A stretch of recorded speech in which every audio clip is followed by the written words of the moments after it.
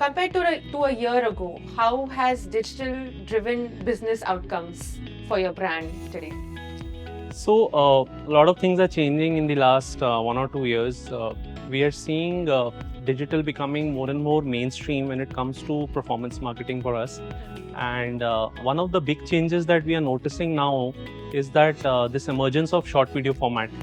So earlier we were not that much focused while we were doing influencer marketing, but short video format is becoming far and far more popular. I think the algorithms also which are there on say shorts or reels are focusing more towards short video format, and the performance that is coming out increasingly we are seeing that under 15 seconds. Even now platforms are pushing us to go under 10 seconds.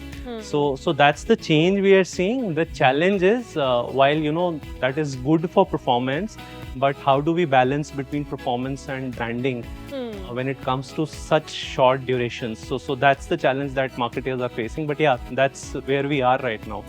Great. Yeah, that was actually going to be my next question. Okay. So how do you prioritize between performance marketing and performance campaigns and brand campaigns, right? So see, ultimately the way we see it is, be it brand or performance, it has to impact the overall funnel. So you can't really, segregate to a very, very large extent that this is brand, this is performance. So that's the way we see it. We try to look at a full funnel approach. So generally the approach is that, if we are launching a new campaign, we are looking at what are the long formats, what are the platforms that, this campaign can go for an overall awareness, and then how do we take it downstream in terms of performance. Because if you look at piecemeal, then it never works for us. True. Pure awareness never works for performance. Pure performance doesn't work for brand building per se. So it's a balance that we see. Got it. Yeah. Got it.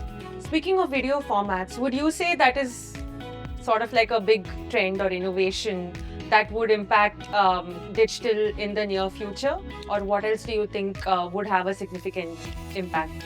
I think video is the way forward because the time for statics or graphics is coming down significantly. We do a lot of A/B testings, and we run a lot of formats on various platforms.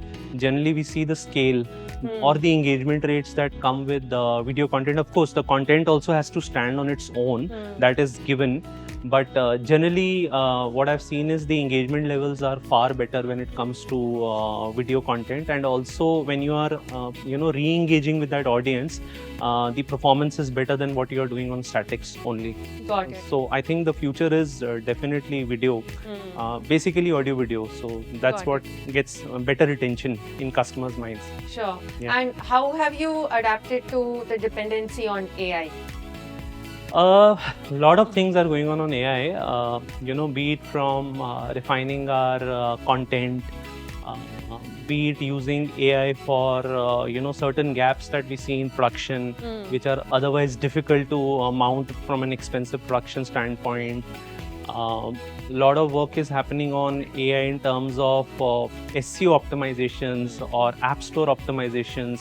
Then even within performance, be it Meta, be it Google, or be it other platforms also, we are seeing whenever we are using AI enhanced or AI backed performance marketing campaigns, the reach is more relevant and more engaging. So AI is definitely bringing in a lot of disruption as well. So we are also learning as we move along.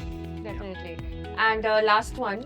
How much of your overall digital marketing spends do you allocate towards influencer marketing, and what has been the impact of it? So there are two parts to influencer marketing. First is the content creation itself, and the second part is the monies that you spend on amplification. So when it comes to content creation, I would say we would be spending roughly around 20 to 30% of our performance marketing budgets, which are related to video advertising. I'm letting search out of it because search is huge, app install campaigns are huge and all that. But overall video campaigns, 20-30% goes on content, which ideally I would like it to be even higher. maybe 40-50%, but we are not seeing scale organically. Okay. So the remaining 60-70% budget goes into the amplification for performance or even for new audience reach building. So that's how the split is there. But from an overall standpoint, if you see from a digital perspective, we would be spending anywhere between 10 to 15% on only content creation with influencers, and another 15-20% on amplification of that Got content. it. Yeah. In terms of impact, how has it been?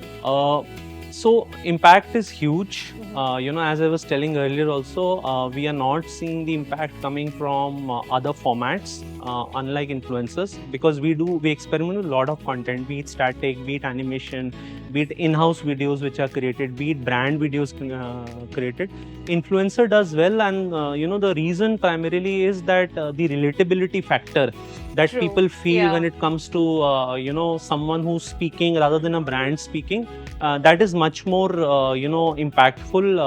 Of course, if it's done in the right way, Yeah. keeping in mind the the persona of the influencer and all, so that generally scales better. We see better engagement rates coming out over Yeah, when there. you hear your peer talking Yes, about a yeah. product, the Yeah. impact is much Yeah, more. yeah. And it's not then a cookie cutter approach also, right? Yeah. Brands tend to do things in a certain way.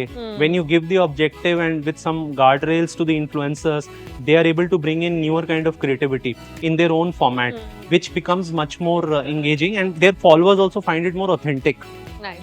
rather than force fitting something to them through these influencers. So that's how we generally treat. Sure. Yeah. Yeah. Thank you so much. Okay, thanks. Thank you so Bye. much.